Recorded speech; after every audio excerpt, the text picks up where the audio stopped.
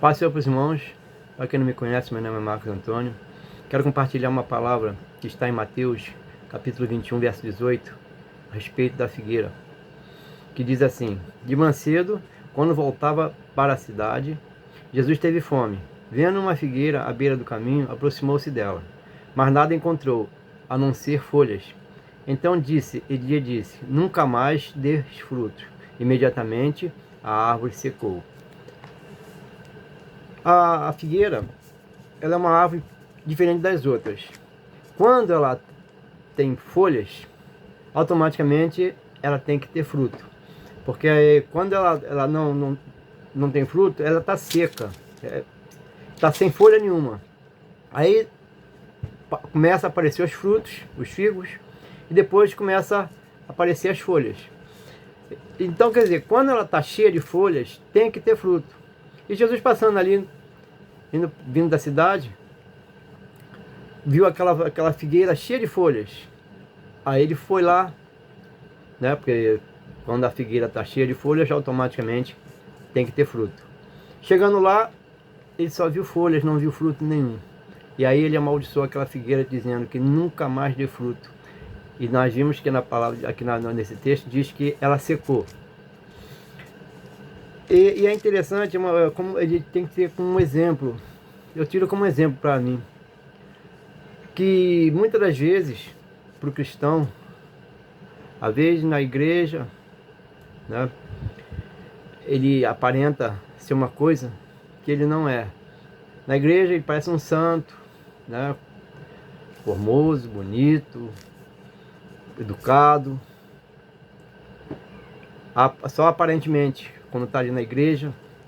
Mas quando sai de porta para fora da igreja, ele é outra pessoa. Os frutos deles não é um fruto que condiz como um cristão. Briga com o vizinho, briga com o colega de trabalho, briga com a esposa, xinga, fala palavras que Deus não se agrada. Então, quer dizer, esse cristão, esse que se diz crente, ele só tem aparência quando está na igreja. Mas quando está no seu dia a dia, ele não tem nada a ver com o cristão. Ele não tem fruto. E espiritualmente, ele está morto. Espiritualmente, ele está morto. E muitas das vezes, quando ele está com os amigos, ele não aparenta ser um cristão. Quando não briga com os colegas de trabalho, quando não briga com os vizinhos, ele se junta a eles, participando do que as pessoas do mundo participam, que não convém para um cristão. Fala palavras obscenas, não dá testemunho de cristão.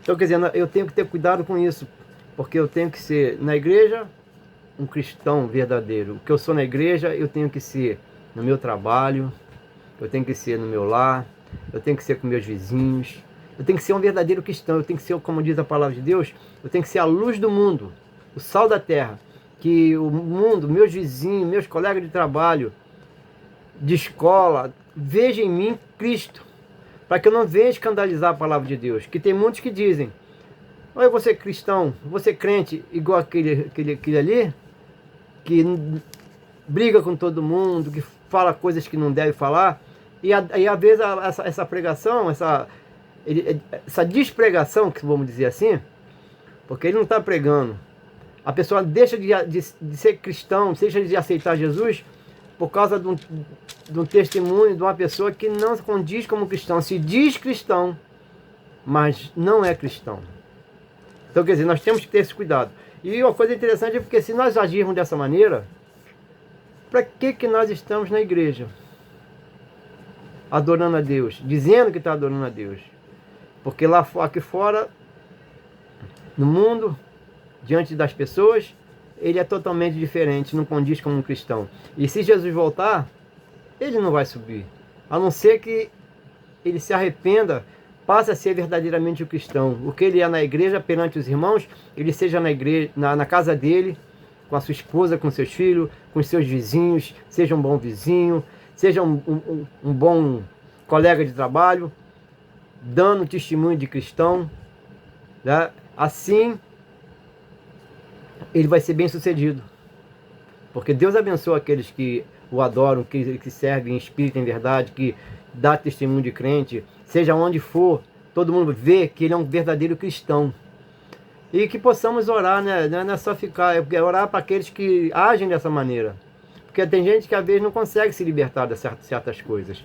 Então, quer dizer, nós temos que orar para essas pessoas, para esses irmãos que muitas vezes estão enfraquecidos, que talvez quer, mas não consegue se libertar de certas coisas que o mundo oferece. Porque nós vemos que as coisas do mundo, às vezes, aparentemente é boa. Aparentemente é boa, né? Mas para a salvação não é boa. Para a salvação não é uma coisa perfeita, não é uma coisa que Deus se agrada.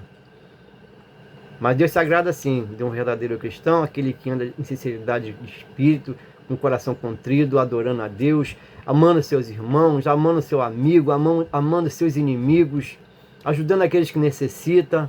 Esse sim é um verdadeiro cristão. Como diz na palavra de Deus, ele está cada vez mais buscando ao Senhor, está santificando a sua vida, dedicando a sua vida a Deus, colocando o Senhor em primeiro lugar em sua vida, para que ele possa um dia herdar a vida eterna após a sua morte. E enquanto está aqui, Deus o abençoa. Deus não deixa faltar nada para ele. Deus derrama das suas bênçãos sobre ele. E que possamos orar para essas pessoas que se portam dessa maneira. Porque às vezes não tem força para se libertar, às vezes não tem força para dedicar sua vida a Deus, porque nós vemos uma coisa interessante. Para servir ao mundo é fácil. Para seguir o que o mundo oferece é fácil. Mas para seguir a Jesus não é fácil. É uma negação. Eu tenho que negar a mim mesmo. Negar os prazeres, os desejos da carne. Negar aquilo que o mundo oferece. Aquilo que o mundo oferece. Isso não é fácil. Tem que pedir muita graça a Deus. Dedicar a sua vida. Buscar o Senhor. Ler a palavra. Orar. Jejuar. Porque não é fácil. É uma busca diária. Uma busca diária, mas vale a pena, porque nós sabemos, se nós partimos desta vida, nós sabemos que nós vamos ter a recompensa. E quando Jesus voltar no arrebatamento da igreja, nós também vamos ter essa recompensa. Que Deus possa nos abençoar, que possamos orar um pelos outros, para que possamos, aqueles irmãos que se encontram nessa situação, buscar o Senhor, se dedicar a sua vida a Deus, tá? E que Deus nos abençoe em nome de Jesus. E para quem gostou do conteúdo desse vídeo, dá um joinha, se inscreve e toque o sino, acione o sino para quando tiver mais vídeo, vocês serem comunicados. E que Deus possa nos abençoar em nome de Jesus. Amém.